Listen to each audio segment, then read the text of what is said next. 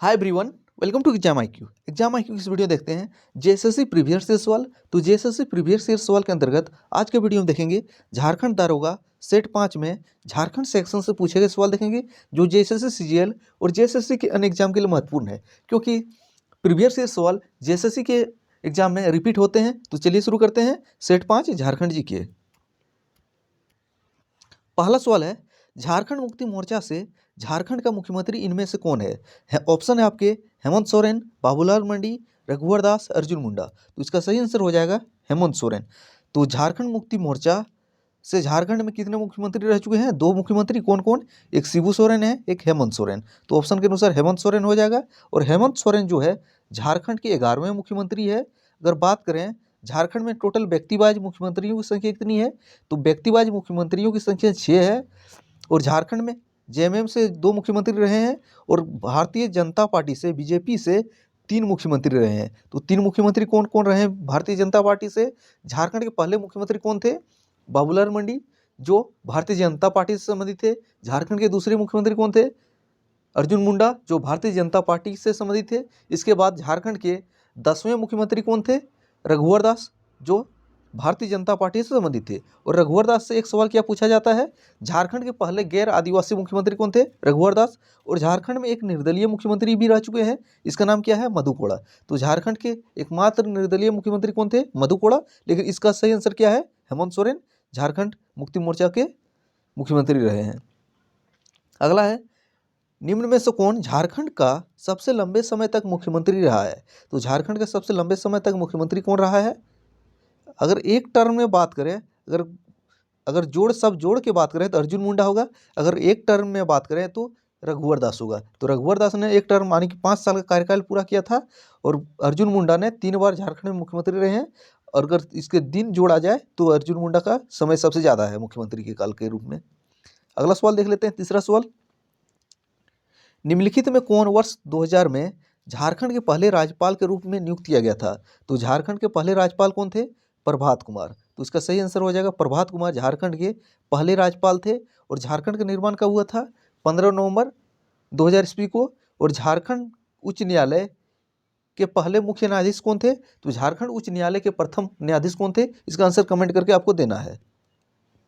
अगला देखते हैं, रांची औद्योगिक क्षेत्र विकास प्राधिकरण रांची का क्षेत्र निम्नलिखित कंपायर के किस क्षेत्र तक ही सीमित है? तो रांची औद्योगिक क्षेत्र विकास प्राधिकरण का एरिया कहाँ तक है? छोटा नागपुर, पठार और पलामू कमिश्नर तक रांची क्षेत्र औद्योगिक क्षेत्र विकास प्राधिकरण का क्षेत्र आता है। तो इसका सही आंसर हो जाएगा तीसरा ऑप्शन। 5वां सवाल की ओर बढ़ते हैं, रॉक गार्डन झारखंड के किन शहरों में स्थित है? तो रॉक गार्डन झारखंड में कहाँ पे स्थित है? तो रॉक गार्डन झारखंड में रांची में स्थित है। तो सही आंसर हो जाएगा रांची, इसका पहला ऑप्शन सही हो जाएगा। छठा सवाल देख लेते हैं अब क्या है, बोकारो जिले में जमीन की औसत ऊंचाई कितनी है? तो बोकारो जिले की समुद्र तल से जमीन की औसत ऊंचाई कितनी है? 210 मीटर। तो इसका सही आंसर हो जाएगा 210 मीटर। अगला सवाल देखते हैं, चतरा जिले का भौगोलिक क्षेत्रफल क्या है? तो चतरा जिले का भौगोलिक क्षेत्रफल क्या है? इसका आंसर आपको देना है, जो भी होगा। 3706 kilometre square, 1321 kilometre square, 6723 kilometre square, 3421 kilometre square, या उधर कुछ भी हो सकता है। अगर बात करें चतरा जिले के बारे में, तो चतरा जिले की स्थापना कब हुई थी? तो चतरा जिले की स्थापना आपका हुआ था 1991 में। कब हुआ था चतरा जिले की स्थापना?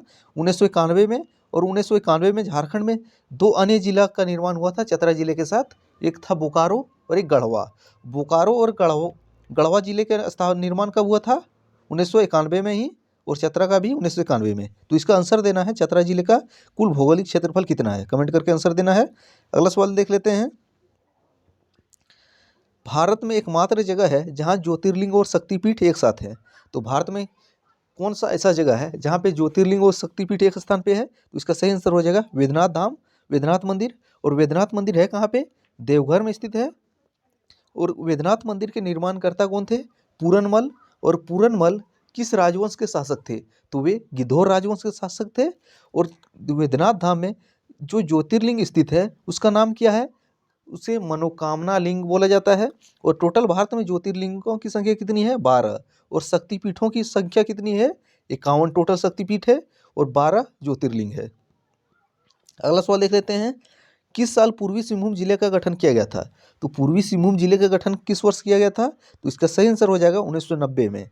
16 जनवरी 1990 को पूर्वी सिंहभूम जिले का गठन किया गया था और 1990 में झारखंड का एक अन्य जिला बना था, इसका नाम क्या है? पश्चिमी सिंहभूम। पूर्वी सिंहभूम और पश्चिमी सिंहभूम का गठन कब हुआ था? 1990 में। अगला सवाल देख लेते हैं, किस वर्ष गढ़वा एक नया जिला बना था? तो गढ़वा किस वर्ष से एक नया जिला बना था बता चुके हैं, 1991 में। तो 1991 में गढ़वा एक नया जिला बना था और 1991 में टोटल झारखंड में 3 नए जिले का निर्माण हुआ है। कौन कौन? चतरा, बोकारो और गढ़वा। और 1990 में 2 नए जिले का निर्माण हुआ था, पश्चिमी सिंहभूम और पूर्वी सिंहभूम। 5 जिले का तो तुरंत यहाँ पे माइंड में आ जाना चाहिए। अगला है, प्रसिद्ध ग्रैंड ट्रंक रोड झारखंड के किस जिले से गुजरती है? तो झारखंड के किस जिले से होकर जीटी रोड गुजरती है? गिरिडीह से होकर। और जीटी रोड का मरम्मत किसने करवाया था? किस सल्तनत कालीन सुल्तान ने? सिरसा सूरी ने। अगला है, झारखंड के गोड्डा जिला झारखंड में किस क्षेत्र में स्थित है? तो झारखंड के गोड्डा जिला जो है झारखंड के किस क्षेत्र में स्थित है, ये पूछा गया आपको। झारखंड के उत्तर पूर्व, दक्षिण पूर्व, उत्तर पश्चिम, दक्षिण उत्तर। तो इसका सही आंसर है, गोड्डा जिला जो है झारखंड के उत्तर पूर्व में स्थित है। अगर बात करें झारखंड अपने कितने पड़ोसी राज्यों के साथ घिरा हुआ है? झारखंड अपने 5 पड़ोसी राज्यों के साथ घिरा हुआ है, यह भी महत्वपूर्ण है। अगला है, गुमला जिला किस जिले से बना है? तो गुमला जिला कौन से जिले से अलग होकर एक नया जिला बना? तो गुमला जिला जो है 1983 में एक नया जिला बना है और किस जिले से अलग होकर? रांची में। अगर पूछा जाए गुमला जिले की स्थापना कब हुआ था? 1983 हो जाएगा। और किस जिले से अलग होकर बना है? रांची से अलग होकर एक नया जिला बना है। 14वां सवाल देखते हैं, झारखंड राज्य के निर्माण के बाद गुमला जिले के कौन सा नया जिला बसाया गया था? तो गुमला जिले को अलग करके एक नया जिला कौन सा बना था? सिमडेगा। और सिमडेगा जिले की बात करें तो सिमडेगा जिले की स्थापना किस वर्ष हुई है? तो सिमडेगा एक नया जिला 2001 में हुई है। और 2001 में झारखंड में 4 जिले का निर्माण हुआ है। कौन कौन? एक सिमडेगा है, एक लातेहार है, एक सरायकेला खरसावां है, एक जामताड़ा। सिमडेगा, लातेहार, सरायकेला खरसावां और जामताड़ा 2001 में बना है। और पलामू किस वर्ष बना? गुमला किस वर्ष बना था? 1983 में। अगला देते हैं, उस स्टेडियम का नाम बतावें जो house of Jharkhand cricket team है। तो झारखंड क्रिकेट टीम का होम ग्राउंड कौन सा है? JSCA इंटरनेशनल स्टेडियम कहाँ पे है? रांची में स्थित है।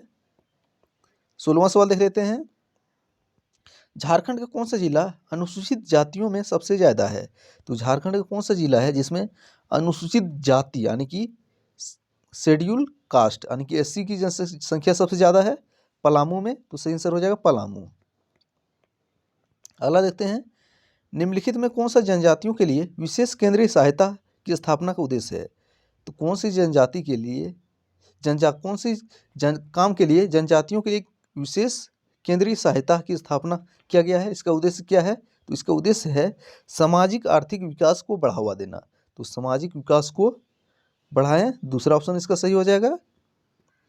अगला सवाल देखते हैं, झारखंड में कितने केंद्रीय विश्वविद्यालय हैं? तो झारखंड में कितने सेंट्रल यूनिवर्सिटी हैं? तो इसका सही आंसर हो जाएगा सेंट्रल यूनिवर्सिटी की संख्या 1 है।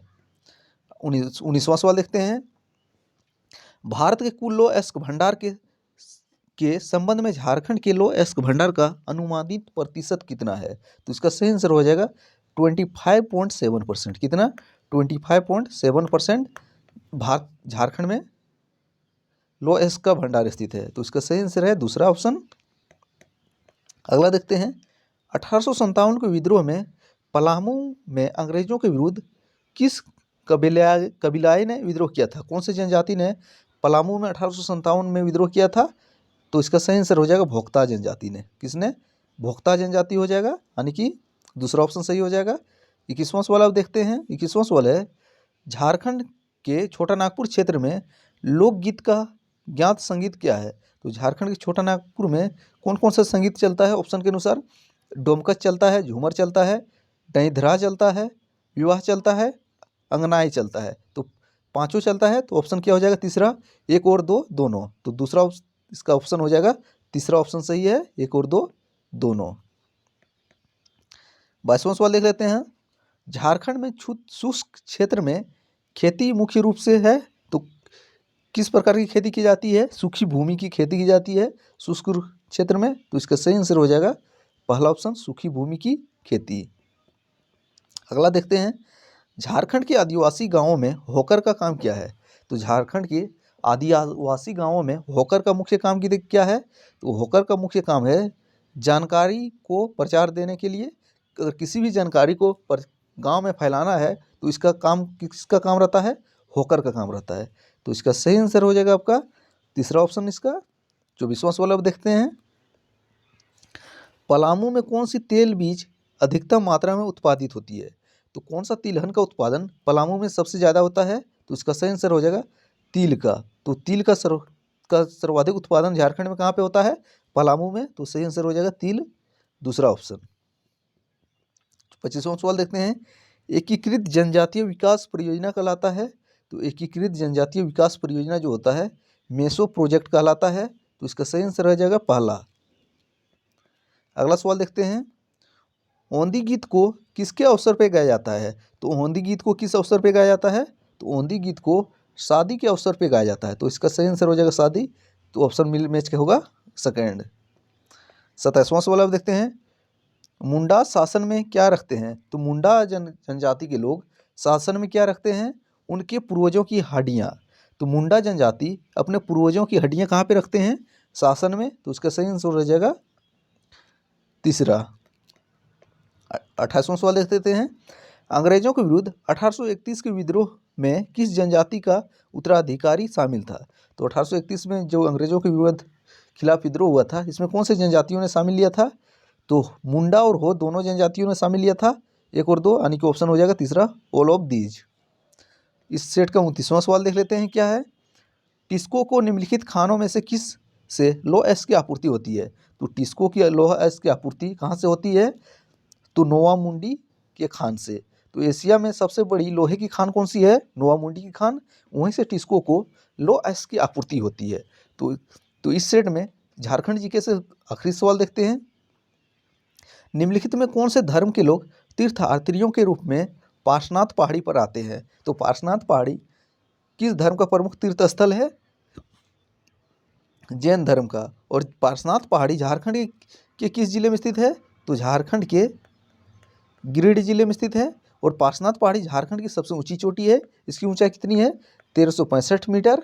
अगर फीट में जैसे में पूछा था तो कितना माना था? 4480। अगर कैलकुलेट करेंगे तो इसका आता है 4479 पॉइंट कुछ आता है, लेकिन इसको 4480 माना गया है।